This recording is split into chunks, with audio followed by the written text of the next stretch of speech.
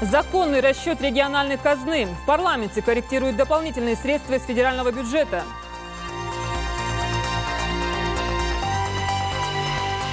Поддержим отечественного производителя. В следующем году жители Ингушетии попробуют на вкус уникальный сорт яблок. Большой такой концерт для маленькой компании. Юные артисты подготовили представление для детей с ограниченными возможностями.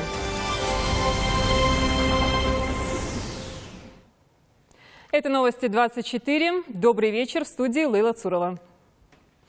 Из федерального бюджета поступили дополнительные средства на развитие АПК, поддержку малого и среднего бизнеса, строительство ФОКов и многое другое.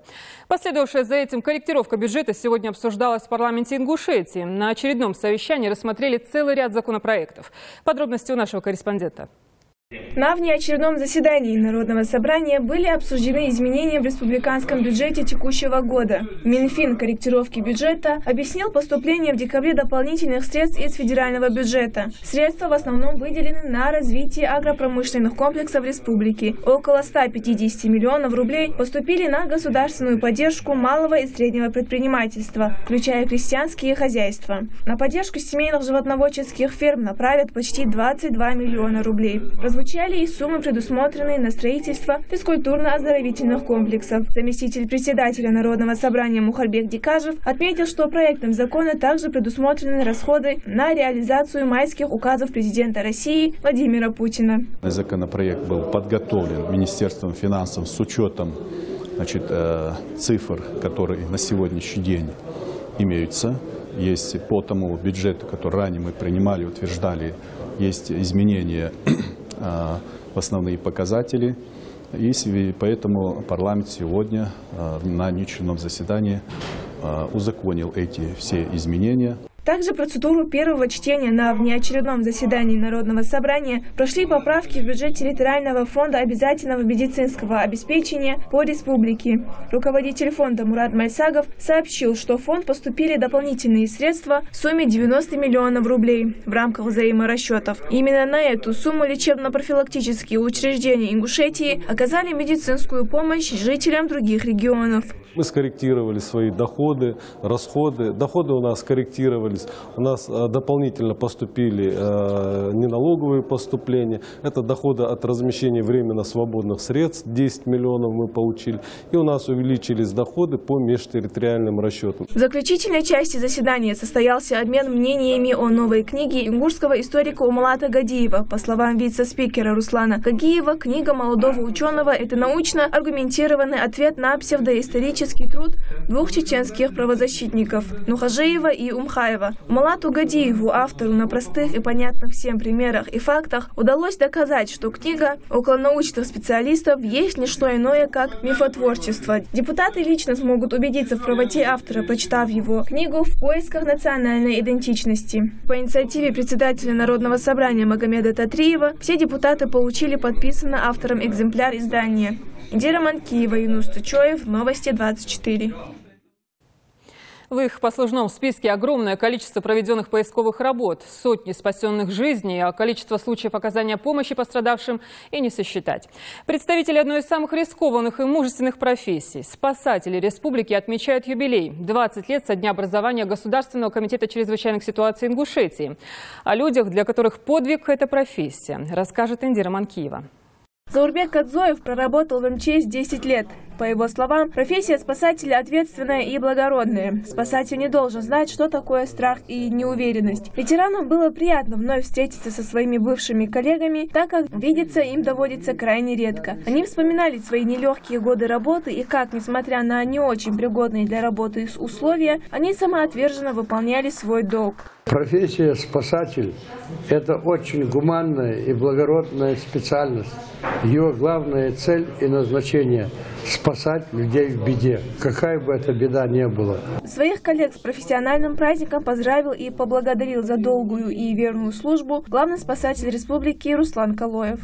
Вам пришлось работать с трудными и высоким детям. Всегда не хватало инвентаря, экипировки, не было современной техники. Вы с честью выполнили свой долг перед народом. Спасибо вам за это. Поздравляю всех вас с юбилеем, желаю крепкого здоровья, счастья и благополучия. МЧС – эффективно работающая система, оказывающая экстренную помощь при возникновении чрезвычайных ситуаций. В ее состав входит противопожарная служба, войска гражданской обороны, авиация, поисково-спасательные подразделения, работающие в круглосуточном режиме реагирования на чрезвычайные происшествия. Спасатели – это удивительные люди, которые приходят на помощь по первому зову.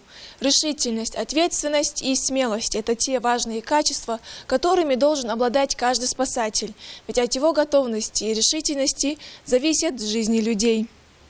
Мустафа Газдеев тоже начинал спасателем. Здесь он почти с самого начала. Ситуация, которая проходит у нас, или происшествие, ни одно происшествие и чрезвычайная ситуация без нас не обходится. Туда в первую очередь должны пребывать мы. Поэтому я к своей профессии отношусь вполне серьезно. С профессиональным праздником ветеранов поздравил и заместитель председателя Совета ветеранов МЧС Республики Абукар Таршхоев. Мы пригласили тех ветеранов, которые действительно создавали пожарную охрану, можно сказать, даже не с нуля, даже с минусом. Те, которые создавали гражданскую оборону Республики Ингушетия, чтобы увидеть их, поздравить, поблагодарить за то, что они сделали для нас. На сегодняшний день у нас очень много пожарных частей построено новых, очень много техникой оснащены. То, что не было в те далекие 92-93 года. После окончания праздничного мероприятия состоялось награждение ветеранов и прочитали мавлид. Индира Манкиева, Резван Аушев, Новости 24. На горячую линию нашей телекомпании обратились жители улицы Подворная сельского поселения Троицкое. Причина беспокойства – провода высоковольтной линии, которые, подобно новогодним гирляндам, свисают над газовой трубой, что по понятным причинам вызывает опасения. Но это не единственная проблема. В ситуации, помимо самих жителей, сотрудников РЭСа и главы администрации, разбиралась и наш корреспондент Светлана Томова. Жители улиц Шоссейная и Подгорная на свои личные средства купили трансформаторы и проложили себе свет. Суть их проблемы заключается в том, что напряжения вечерами практически нет. Если у основного населения республики напряжение составляет 220 вольт и днем, и вечером, то у жителей улицы Подгорная оно только около 170 вольт днем и 80 вечером. Бытовые приборы с таким низким напряжением не тянут, и вечером их свет не ярче свечки. При таком напряжении их дети вынуждены делать уроки. Есть и еще одна проблема. Сотрудники газовых служб, прокладывая газ, не закрепили газопровод. Его поддерживает высоковольтный столб, который установлен, не соблюдая требований. Если и он не выдержит, то в семьях, живущих здесь, может произойти непоправимое. Нам тяжело живется при этом тусклом свете. Еще и провода свисают. Я боюсь за жизнь своих детей. У меня сгорел холодильник и утюг. Свет слабый, зрение портится полностью. Дети не могут уроки учить. У нас вот это идет проблема. Большинство. Мы что могли от своей кармана, все сами поставили столбы, все сделали за свой счет. Уже 10 дней, как провода высоковольтной линии свисают над газовой трубой. Именно об этой проблеме и сообщили нам жители Троицкого по телефону. Выехав на место, наша съемочная группа застала работников РЭСа, которые успели до нашего приезда затянуть провода. С их слов, трансформатор, установленный здесь, не стоит на балансе. Соответственно, они не должны обслуживать эти несколько улиц, которые подключены к нему. Эта линия стоит на балансе, скорее всего, на администрации, потому что на нашем балансе он еще не отмечен, у нас на схемах его нету. Так, решать вопрос надо, ставить новые опоры, протягивать новые линии. Все вопросы придется передавать в администрацию станции. Но если они будут решать своими силами, мы будем попробуем помочь, как мы можем. Также на место приехал и глава администрации Троицкого Ахмед Бузуртанов. С его слов, после обращения жителей этой улицы неделю назад, он встречался с руководством РЭС, которые обещали в ближайшее время устранить проблему. Сам же Бузуртанов обещал жителям со своих личных средств купить столбы и провести новую линию. То, что здесь сложилось, мы ее в любом случае своими силами как-то приведем в соответствие, поставим электрические опоры, и чтобы люди могли пользоваться электрической энергией, так же, как и РЭС обещал помочь нам в этом вопросе. Постараемся довести ситуацию до нормальной. Национальная телерадиокомпания «Ингушетия» – последняя надежда достучаться до всех, кто имеет к этой проблеме непосредственное отношение. И мы со своей стороны будем следить за развитием этой ситуации. Светлана Томова, Ахмед Парчиев. Новости 24. Ингушские яблоки со вкусом Италии вскоре смогут попробовать жители нашего региона. Плоды, выращенные в республике по итальянской технологии, поспеют уже в следующем году. Урожай экологически чистого продукта планируют собрать немалый, более полутонны. В прибыльное и вкусное дело вовлекут самых способных студентов аграрного факультета. Все подробности у Фатимы Кариевой. Под яблоневые сады отведено около 40 гектаров земли. Уже завершены все необходимые работы. Участок огорожен, саженцы посажены, готова и система орошения. На этой площади будут выращивать ассорти яблок. Это зеленые, желтые и красные яблоки сортов Флорина и Либерти. Именно эти иммунные сорта подходят для предгорной зоны садоводства. Деревья заказали из кабардино-балкарского питомника, где уже используют итальянскую технологию. Мы начали весной закладку с этого сада. Проект для нас разрабатывал Кабардино-Балкарский институт предгорного садоводства. На сегодняшний день у нас почва уже готова. Мы 3 раза внесли туда удобрения, провели глубокую спашку и глубокое рыхление земли. Саженцы, как правило, двухгодовалые, их длина 20 сантиметров. Адресную доставку воды будет обеспечивать капельная лента. Почва уже обработана, внесены соответствующие удобрения. Сад разбит на 8 участков. Через каждые 8 метров установлена система подвязки для правильного формирования крона яблонь. Пока деревья не подвязаны, но садоводы займутся этим уже весной. В саду постоянно будут работать 4 человека, но помимо них уже в этом году из аграрного факультета лучшие студенты будут трудоустроены в этом хозяйстве. По прогнозам, урожай обещает быть обильным. С 1 гектара планируется собрать по 50 тонн яблок, и поставки из других регионов значительно сократятся. У этого сада высокая урожайность, он так и называется интенсивный. С гектара планируется от 40 до 50 тонн сырья собрать. У нас в республике планируется еще закладка сада. Я знаю, что есть, начали уже работы по закладке сада в станице Нестеровской, 286 гектаров. Но в любом случае мы сократим поставку яблок с других регионов. Отборные яблоки будут поставляться из Ингушетии в Москву и в другие регионы, обитые на переработку ГУП «Атлас» в село Троицкое. Садоводы отмечают, что итальянская яблоня способна дать в один сезон около 100 килограммов яблок. Жители республики могут попробовать первый урожай уже в следующем году. Фатима Кариева, Магомед Дидигов, Новости 24.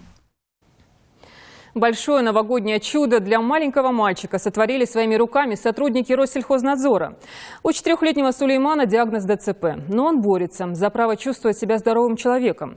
К помощи врачей, поддержке родителей сегодня присоединились и, казалось бы, посторонние люди. Руслан Албогачиев о встрече малыша и Деда Мороза. Сулейманчику недавно исполнилось 4 годика. После рождения врачи поставили ему страшный диагноз – детский церебральный паралич. На лечение сына родители вложили много сил и средств. Но это, увы, особых результатов до недавнешнего времени так и не дало. Вот только совсем недавно, после того, как прошел курс лечения в Китае, у Сулеймана наблюдается некоторая положительная динамика. Он начал понемногу ползать. Старшие братья о нем заботятся, играют вместе с ним, стараются хоть как-то помочь ему. Сегодня мы случайно заставили Сулеймана дома. Он проходит курс лечения в детском реабилитационном центре в Магасе. Он любит музыкальные игрушки, которые ходят или на месте, или играются вот такие.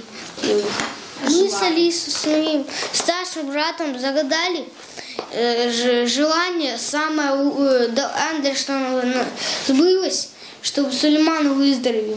Коллектив сотрудников Россельхознадзора решил сделать небольшой новогодний подарок семье Гондолоевых. Приехали в гости не с пустыми руками. Сулейману привезли сладкие подарки и другие продукты питания. Уделять внимание. Это очень хорошее, мы считаем, благое дело. Было бы еще лучше, если бы, конечно, каждый гражданин мог от себя лично, делать ошибку, помогать таким людям. Потому что требуется и помощь, и материальная, и душевная помощь.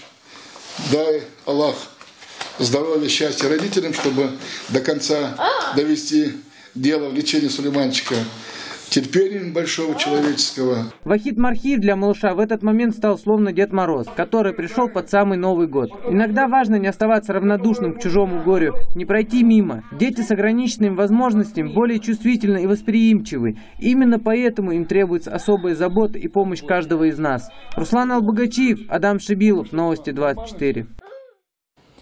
Еще один праздник общения прошел для детей с ограниченными возможностями в ресторане «Панорама». Здесь ребята могли поговорить по душам с полузащитником московского клуба «Локомотив» Магомедом Оздоевым. Ингушский спортсмен не понаслышке знает, как выносить тяжелые физические нагрузки и ковать волю к победе. Импровизированная пресс-конференция с кумиром многих неравнодушных к спорту больше напоминала дружескую встречу. Для 14-летнего Илеза Цуроева встреча с известным ингушским футболистом – большая радость. Он его давний поклонник. Еще недавно Илез сам состоял в дворовой футбольной команде Али-Юрта. Но в феврале этого года случился несчастный случай. Мальчик, играя в лесу, наступил на противопехотную мину. Ребенок остался жив, но прикован к инвалидному креслу. Я никогда не думал, вот этот шанс. Мой любимый игрока, он дал мяч с подписью его. Очень рад. Очень рад. Я болею за Оздоев. Несмотря на травму, врачи обещают с помощью протеза вернуть Илезу возможность ходить. Магомед Оздоев, отвечая на вопросы, которые задавали ему пришедшие на встречу дети, отметил, что несмотря на все трудности, которые преподносит жизнь, главное не сдаваться и двигаться вперед. Следуя этому принципу, ему удалось пробиться в крупный футбольный клуб. Вне зависимости в любом виде спорта, футбола, бокса, борьбы, это послужит примером для них, чтобы они начали развиваться. Особенно с ограниченными возможностями людей это очень полезно в плане того, чтобы они поверили в себя и поняли, что они могут что-то дать. И я считаю, это очень важно, видеться с такими людьми, общаться и подбадривать их. После общения со своими поклонниками спортсмен вместе с представителями комитета по делам молодежи раздали детям подарки, а все желающие могли сфотографироваться на память с полузащитником «Локомотива». Магомед Измайлов, Резван Аушев, Новости 24. Вот под такую особую защиту хотя бы на один вечер взяли маленьких пациентов юные вокалисты коллектива «Родничок» и воспитанники детской школы искусств. В реабилитационном центре в Магасе с их участием прошел праздничный концерт для детей с ограниченными возможностями. Такие шумные и веселые представления помогают не просто отвлечься, но и подзарядиться необходимым желанием и стимулом преодолевать недуг. Репортаж Заремы Бековой.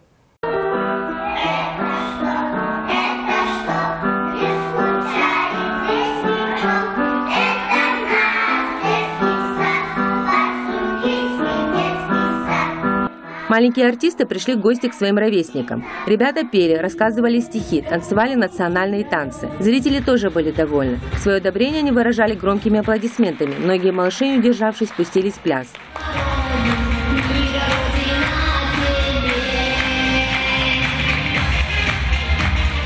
Дети с ограниченными возможностями проходят полный курс лечения 21 день. В центре созданы комфортные условия для лечения. Здесь работают высококвалифицированные специалисты. Для того, чтобы детям не было тоскливо, сотрудники центра каждому заезду устраивают праздник. В основном это концерты. Иногда приглашают известных в Ингушетии артистов. Каждый раз в мероприятии приглашаем разных артистов. В принципе, мы приглашали Сумаю, приглашали Артура Хулагова, они к нам приезжали в прошлых заездах. С этим заездом к нам самовольно, со своим желанием хотела приехать Шадлижо Фариза, это наш композитор, со своей концертной программой, приуроченной к Новому году.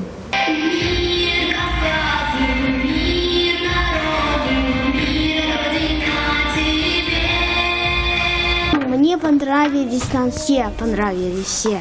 Очень хорошо, все пели, все танцевали, все было красиво, все было мило, все пели, танцевали, радость была.